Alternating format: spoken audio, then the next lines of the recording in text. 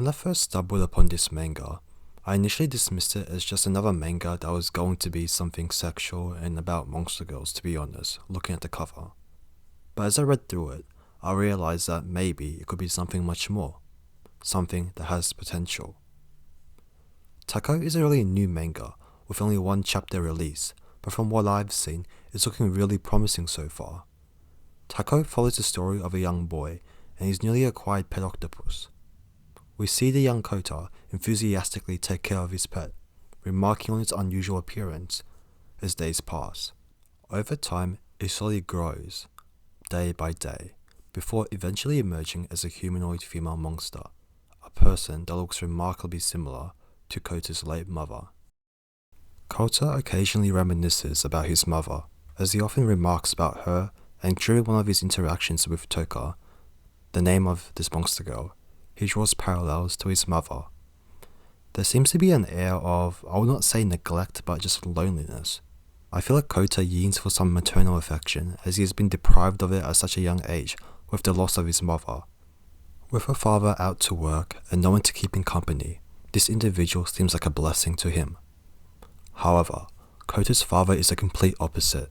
He is furious, completely furious.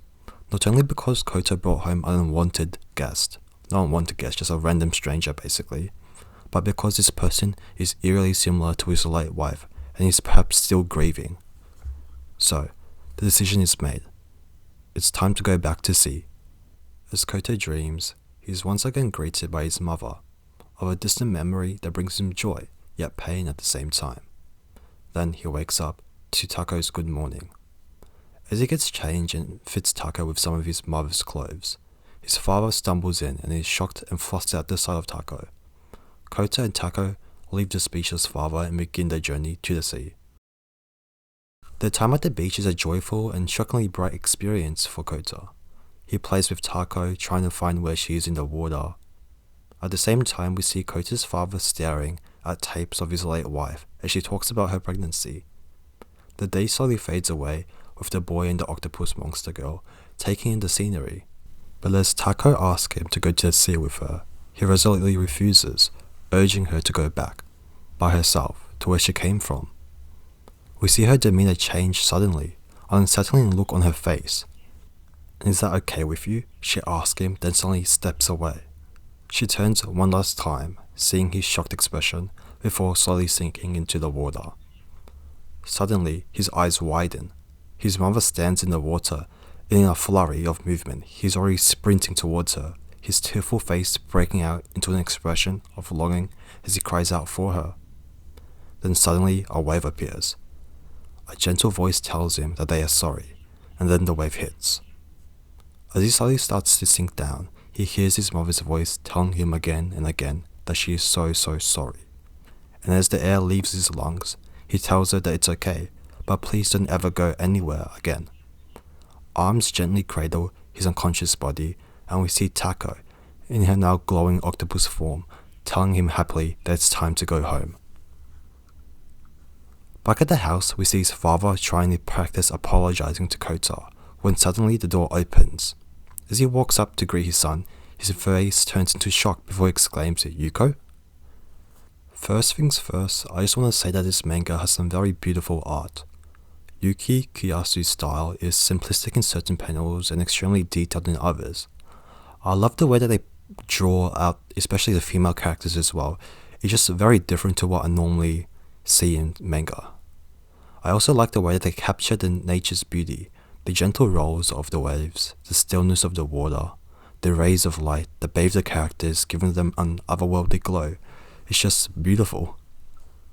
I also really enjoy the direction that this manga is heading in as well. I feel like it subverts the monster girl trope a lot, and rather than primarily focusing on the over-sexualization of the monster girl, well, it does focus on that in like one or two panels. It's more about family and the complications that arise from losing a loved one, I feel like. From the get-go, we see that the relationship between Kota and his father is a little tense. We see that his father is still grieving, and Kota himself sometimes falls into dreams longing for his mother. There is a sense of separation or detachment that lingers in the house. the memories of Yuko still haunt the both of them, and from what I can tell, this really isn't healthy for the both of them. The arrival of Tako further complicates things.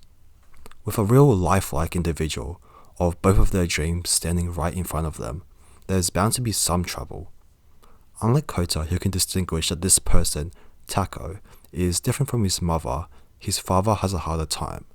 I hope that these feelings that are from his father are not going to be the main theme of this manga, and looking at the tags of this manga, that being a drama and a psychological tag, I think that, it will steer off that track. Tako herself is pretty peculiar. From the very start, she takes a keen interest in Kota's mother, and even molds herself to be just like her. She picks up on the human language extremely fast. However, there is still something unsettling about her in some of the panels that we see, especially in the panel as she stares at Kota before walking out to sea. Aside from that, I really do believe that this manga has great potential, and I'm very excited for the next few chapters, so I'll be keeping a close eye on it. As always, thank you for watching and have a great day.